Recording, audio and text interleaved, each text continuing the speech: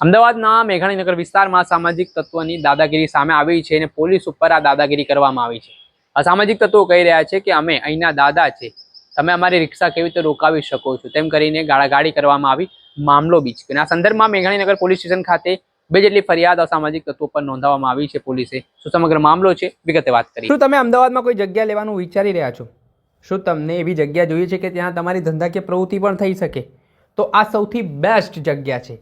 અમદાવાદના બહેરામપુરા વિસ્તારમાં બહેરામપુરા પોલીસ ચોકીથી ભુલાભાઈ તરફ જવાના રસ્તા ઉપર મેઇન રોડ પર એક 450 વાર પ્લોટમાં 500 વાર બાંધકામમાં એક બંગલો આવેલો છે।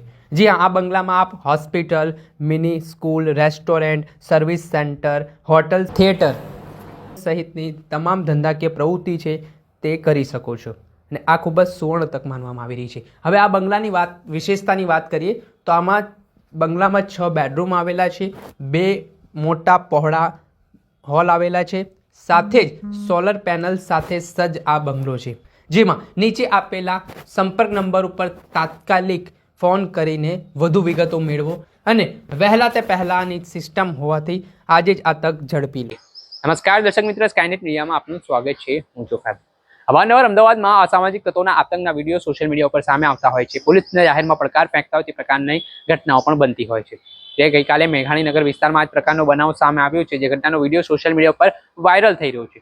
મેઘાણીનગરમાં જે હાલનો આરોપી છે રાવણ ઉર્ફે કાળુ, તે રિક્ષા લઈને સ્ટન્ટ કરતો હશે ને ત્યારે PCR-1માં ફરજ બજાવતા મયુર સોલંકી, જે મેઘાણીનગર પોલીસ સ્ટેશનમાં કોન્સ્ટેબલ તરીકે ફરજ બજાવે છે, તેઓ પેટ્રોલિંગમાં હતા અને આ દરમિયાન સ્ટન્ટ કરતો જે રાવણ ઉર્ફે કાળુ છે તેને અટકાવીને પોલીસ દ્વારા કહેવામાં આવે છે કે તું આ પ્રકારના સ્ટન્ટ શું કામ કરે છે। તેને સમજાવવાનો જ્યારે પ્રયત્ન કરવામાં આવે છે ત્યારે તે ઉશ્કેરાઈ જાય છે ને કહે છે કે હું આ વિસ્તારનો દાદા છું, જ્યાં બોલાવી લે તારા પીઆઈને, તેમ કરીને પોલીસ કર્મચારી સાથે અસામાજિક તત્વો છે તે ગાળાગાળી કરવા લાગે છે અને મામલો જોતજોતામાં બીચકે છે। એટલું જ નહીં, રાવણ ઉર્ફે કાળુ નામે જે આરોપી છે તે પોતાને માતા, બહેન તેમજ તેના ભાઈઓને પણ બોલાવી લે છે। જોતજોતામાં મામલો બીચક્યા બાદ જાનથી મારી નાખવાની ધમકી પણ આ સામાજિક તત્વો પોલીસને આપતો હોય તે પ્રકારની વિગતો સામે આવી રહી છે।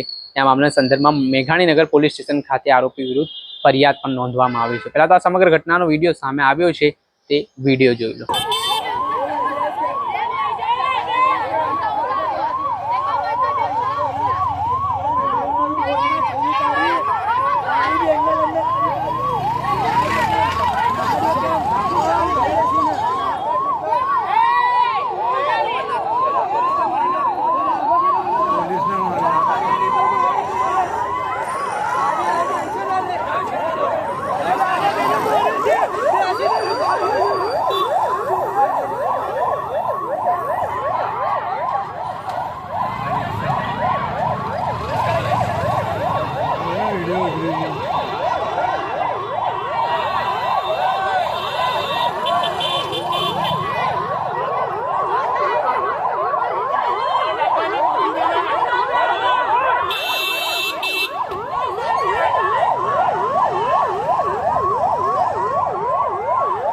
આ સમગ્ર ઘટનાના સંદર્ભમાં એટલું જ નહીં, ત્યાં હાજર હોમગાર્ડ જવાન છે તેઓ પોતાની ફરજ ઉપર હતા, તેમણે પણ કાળુ ઉર્ફે રાવણ તેના ભાઈ શ્રવણને સમજાવવાનો પ્રયાસ કર્યો, પરંતુ તેઓ સમજ્યા નહીં ને પોલીસ ઉપર જ ઉશ્કેરાઈ ગયા, જેમાં હોમગાર્ડ ઉપર પણ હુમલો કરવામાં આવ્યો છે।